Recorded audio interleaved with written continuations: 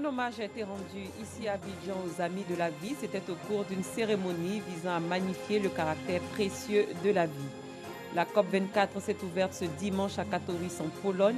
Quelques 200 pays ont entamé 2 semaines de discussion pour tenter de mettre en orbite l'accord de Paris. Merci de suivre le 19h. La Côte d'Ivoire assure depuis ce samedi 1er décembre 2018 pour un mois la présidence du Conseil de sécurité de l'ONU. C'est une reconnaissance des efforts accomplis par le pays dont la voix compte sur l'échiquier international. Élu membre non permanent de l'organe onusien en juin 2017, la Côte d'Ivoire siège au Conseil de sécurité depuis le 1er janvier 2018. Le prix à la pompe de l'essence super sans plomb est passé de 640 francs CFA le litre à 630 francs CFA pour le mois de décembre 2018 en Côte d'Ivoire, soit une baisse de 10 francs CFA selon une note de la Direction générale des hydrocarbures. Quant au pétrole lampant, le litre fixé à 555 francs CFA reste également inchangé selon cette note. Permettre à la population de manifester sa joie et de magnifier le caractère précieux de la vie, c'est le but de la cérémonie hommage aux Amis de la Vie tenue hier à Abidjan. C'est une initiative de l'ONG Les Amis de la Vie. Suivez ce reportage. J'ai envie de crier, mais de crier de joie. Ouais! Ils sont 5 lauréats. Ils ont été distingués au cours de la Journée mondiale de la vie par l'ONG internationale Les Amis de la Vie. Eux, ce sont les défenseurs de la vie qui se sont consacrés pendant des années à la protection des vies humaines. Pour ces 10 ans d'existence, l'ONG vise la sensibilisation de toutes les couches sociales à la nécessité de s'unir pour promouvoir une bonne hygiène de vie.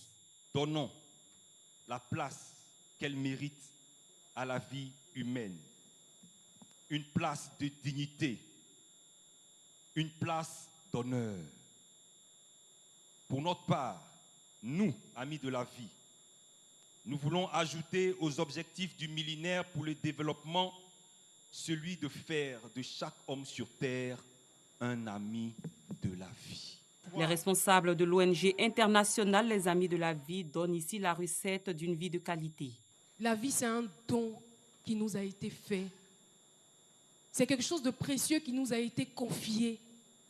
Et nous, notre devoir, c'est de pouvoir entretenir ce don que nous avons. Notre devoir, c'est de pouvoir jouir pleinement de ce don que nous avons. Au nombre des activités marquant cette célébration figurent un concert et un défilé carnaval qui ont pour but d'exhorter la population à donner un sens à la vie.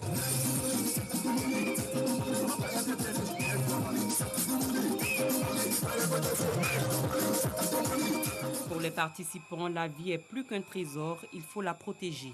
La vie ne représente pratiquement plus rien, donc la nécessité pour nous est que nous puissions restaurer son importance, son caractère précieux, parce qu'en réalité, sans elle, il n'y a rien.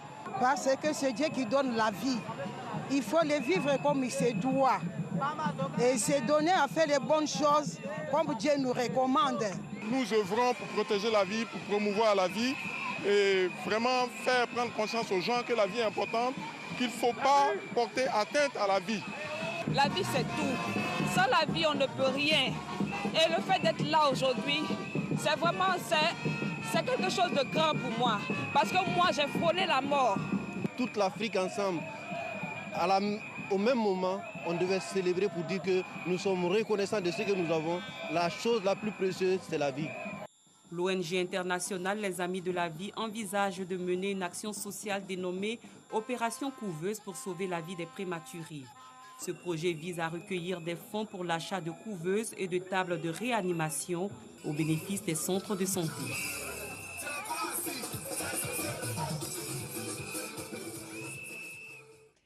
Avez-vous entendu parler de la sapologie? C'est un mouvement d'identité vestimentaire qui détourne et réinvente les codes de la mode. En Côte d'Ivoire, les sapologues mènent un nouveau combat, la lutte contre le phénomène de l'immigration clandestine.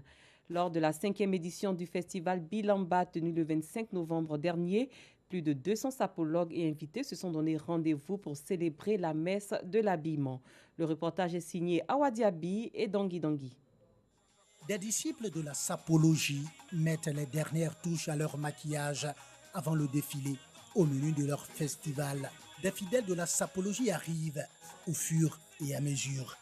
Il ne passe pas inaperçu. Quand le président national de la sapologie fait son entrée, ses disciples accourent, comme pour lui renouveler leur allégeance. Quelques minutes plus tard, les choses sérieuses commencent au rythme de la musique. Défilé de sapeurs, la sapologie dans tous ses états. Un culte de l'habillement ou de la sape, cher à ses disciples de la sapologie.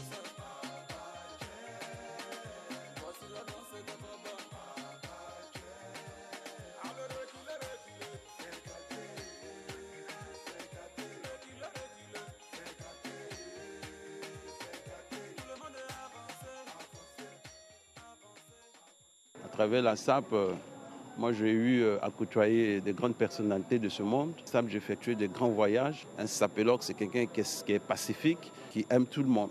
L'Afrique a besoin de ce genre de tendance. Déjà, ça permet de découvrir de nombreux créateurs. Quand on parle de la SAP, l'ombre de Papa Wemba plane. La sapologie est un état d'esprit.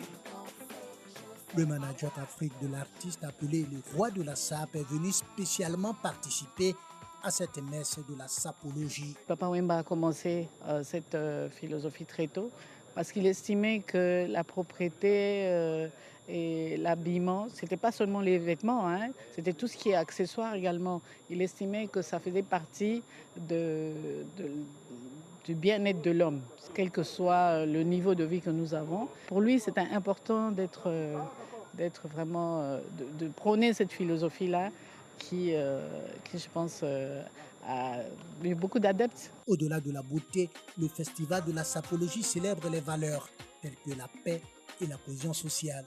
L'habillement, c'est un phénomène culturel, un moyen d'intégration, de rapprochement entre les peuples. Non seulement Abidjan est la plaque tournante de la musique africaine, mais aussi la plaque tournante de la mode africaine. Je voulais dire à la jeunesse de mieux s'habiller pour éviter un peu les dépravations vestimentaires, c'est-à-dire en l'occurrence les caleçons dehors, comme on le voit souvent chez certains jeunes. Et c'est tout ça la sapologie combat. Nous les invitons à mieux s'habiller parce que être bien habillé, ça ouvre les portes. Le festival de la sapologie a été marqué par une conférence sur l'immigration clandestine. Sous d'autres cieux, le président français Emmanuel Macron a convoqué aujourd'hui une partie de son gouvernement au lendemain des scènes de violence observées à Paris et ailleurs en France en marge des manifestations des Gilets jaunes. Des manifestations organisées à l'origine en protestation contre la vie chère. Le président Emmanuel Macron a demandé au Premier ministre Édouard Philippe de recevoir les chefs de parti et des représentants des Gilets jaunes. Le président Emmanuel Macron qui revient à peine du G20 en Argentine. La rencontre s'est achevée hier à Buenos Aires par une déclaration finale de ses membres disant soutenir le commerce multilatéral tout en appelant à des réformes de l'Organisation mondiale du commerce. Concernant le changement climatique, les pays signataires de l'accord de Paris ont réaffirmé que cet accord conclu en 2015 est irréversible et se sont engagés à sa mise en œuvre totale. Et justement, l'accord de Paris qui est au cœur de la COP 24, la 24e conférence des Nations Unies sur le climat a débuté aujourd'hui à Katowice en Pologne. On en sait plus dans ce élément commenté par Dangui Dangui. La 24e conférence de l'ONU sur le climat, COP 24, s'est ouverte ce dimanche 2 décembre 2018 à Katowice en Pologne, sous pression face à l'urgence climatique. Depuis la COP 21 et l'accord de Paris sur le climat, l'ambiance politique a fortement changé et la fragile unité qui avait prévalu en décembre 2015 ne semble plus être de mise 3 ans plus tard. Signe des divergences de vues entre les pays participants, le Brésil du président d'extrême droite Jair Bolsonaro a déjà annoncé qu'il renonçait à accueillir comme prévu la COP25 l'an prochain. Les États-Unis ont réaffirmé lors du G20 en Argentine leur décision de se retirer de l'accord de 2015 et ont répété leur détermination à utiliser toutes les ressources d'énergie disponibles. Les autres pays industrialisés, dont la Chine, ont renouvelé leur engagement pris lors de la COP 21 tout en faisant valoir leurs particularités nationales et leur capacité à s'adapter. Le Premier ministre fidjien Frank Bainimarama a déclaré ouverte la rencontre sous l'égide de l'ONU et a transmis la présidence des discussions à Michał Kurtyka, vice-ministre polonais de l'Environnement. Cette 24e conférence des parties signataires de la Convention cadre de l'ONU sur le changement climatique doit permettre de définir les règles précises d'application de l'accord de Paris. Il a démarré le 3 novembre dernier. Le tournoi de la confraternité de l'Union nationale des journalistes de Côte d'Ivoire s'est achevé hier. L'événement s'est déroulé au stade de la haute fréquence de la RTI en présence du ministre des Sports et du directeur général de la RTI. Béatrice Nicole, Eliane Tapi. L'équipe de la presse sportive de Côte d'Ivoire, vainqueur du tournoi de la confraternité 2018, ce samedi 1er décembre, face à la presse étrangère. Après un mot du ministre des Sports à l'endroit des acteurs des médias, le coup d'envoi de la finale du tournoi de la confraternité est donné au stade de la haute fréquence de la RTI. Entreprenante, dès les premières minutes, l'équipe de la presse sportive ouvre le score et mène 1-0. Le deuxième but survient à la 15e minute. Score 2-0. Mais la presse étrangère surprend et marque un but pour réduire le score. Et un deuxième, un autogol du défenseur Moyabi qui permet l'égalisation 2-2. 90 minutes de jeu, les deux formations sont à égalité. Seuls les tirs au but vont les départager. Un arrêt décisif de Ngamblé de la presse sportive fera de Moyabi Diabaté l'homme du match avec ce tir réussi qui conduit à la victoire de la presse sportive. L'autre défi du tournoi était de promouvoir la confraternité à travers le sport au sein de la presse, au-delà de leurs divergences et de leurs différences. Le ministre des Sports est satisfait de la forte mobilisation autour du tournoi. À travers cette compétition, les journalistes donnent l'exemple. L'exemple à la Côte d'Ivoire, que nous pouvons avoir des opinions différentes, nous pouvons avoir des rédactions différentes, mais nous ne devons jamais oublier que ce qui nous rassemble est plus fort que ce qui nous divise. Le directeur général de la RTI, qui ne ménage aucun effort pour garantir la réussite de ce tournoi, était présent. C'est la solidarité entre les différents organes de presse de Côte d'Ivoire. C'est le même métier qui est pratiqué, c'est important de pouvoir se retrouver. Les journalistes ont l'habitude de se retrouver sur les manifestations, sur les terrains. Et là, c'est bien de pouvoir passer un petit moment de détente depuis un mois dans une bonne ambiance. Le tournoi qui a débuté le 3 novembre dernier a pris fin ce matin. Rendez-vous est pris pour l'année prochaine. Nous restons dans le domaine du sport. L'OASU, Office ivoirien des sports scolaires et universitaires, et l'UNICEF ont lancé la saison sportive scolaire et universitaire 2018-2019.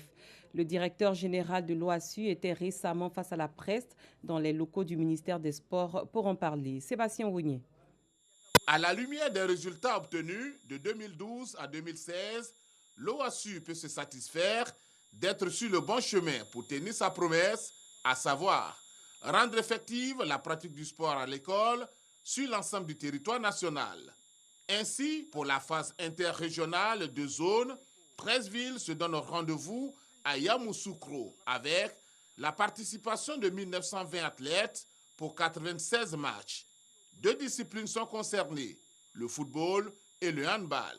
En marge de ces jeux, il y aura une formation sur la gestion locale du sport scolaire et universitaire du 29 au 30 novembre 2016. À leur façon d'être, à leur façon de s'habiller, à leur façon d'être en contact avec la population, avec leur manière de monter un dossier, dans leur manière de suivre les activités qu'ils mettent, on doit dire, tiens, c'est un agent de l'OASU. Il faut qu'il soit différent. Pour être différent, il faut que ces formations-là soient portées et que ça ne soit pas des faire-valoir, qu'ils viennent à cette formation avec en tête d'apprendre quelque chose qui sera utile à la Côte d'Ivoire. Une délégation de l'Union nationale du sport scolaire de France est attendue à Yamoussoukro ce week-end. Le monde de la comédie et du cinéma est en deuil. L'artiste, humoriste, comédien et acteur Brahima Sidibé, connu sous le nom de Bulldozer, n'est plus.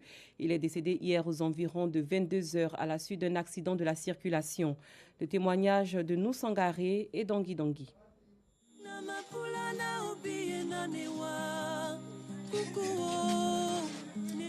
Encore sous le choc, cette famille est inconsolable. Leur fils et frère viennent d'être arrachés à leur affection. Quand tu es fâché, il vient te taquiner, causer avec toi, te donne conseil. Vraiment. Le drame s'est produit dans la nuit du samedi 1er décembre, aux environs de 22h. Venu prendre de l'air devant son domicile situé en bordure de route non loin du cinéma magique, Sidibé Brahima, connu sous le nom de Bulldozer, est percuté par un camion remorqueur dont le chauffeur avait perdu le contrôle du volant. C'est là qu'on cause avec d'autres personnes qui viennent, tonton Younous, devant le magasin de sa sœur, puisque lui habite dans la cour. Voilà. Et donc moi, le temps de rentrer à la maison, pour aller dans la douche et de revenir, moi j'ai entendu un bruit. Donc je sors de la maison, je vois la voiture exactement ici. Ma fille dit, ah, ça là c'est examen. Moi j'ai dit non, ça là c'est pas examen. C'est tonnerre. J'ai dit non, ça là c'est pas tonnerre. Quand on est sorti bourreau, il y a un jeune qui était monté en haut, puis lui il dit, ah, Kadi, ton oncle là en bas des cailloux là. C'est là, nous tous on a commencé à crier. Selon les informations recueillies, le camion aurait refusé d'obtempérer à un poste de police. Et c'est dans sa fuite qu'il se serait retrouvé hors de la voie normale, c'est-à-dire en sens interdit. C'est Yakou, un ami du quartier avec qui Bulldozer venait juste de parler, qui découvre le corps de l'artiste coincé sous les décombres d'un mur. Il y avait une brique sur sa tête, et voilà. Il y avait une grosse brique à l'intérieur. Voilà. Donc j'essaie donc de pousser la brique. Et déjà donc il saignait donc du nez et puis des oreilles. Voilà, mais il a fait un long soupir.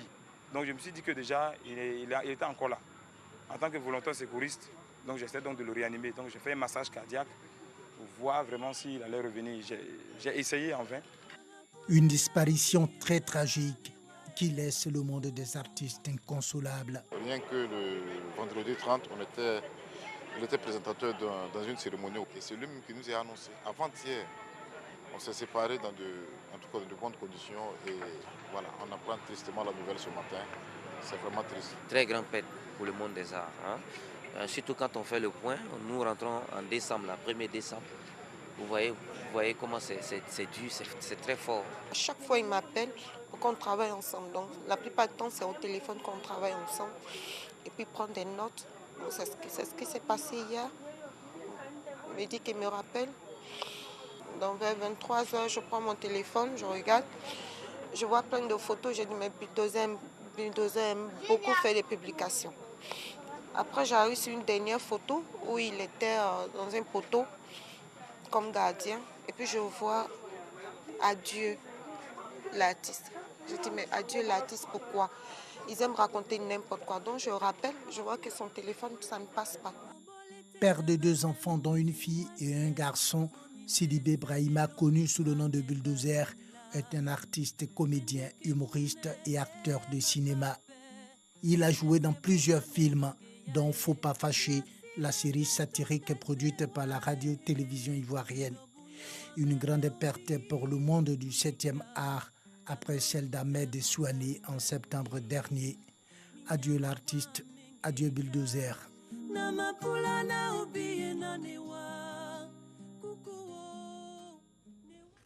Fin de cette édition, merci de l'avoir suivi. Bonne fin de soirée, à très bientôt.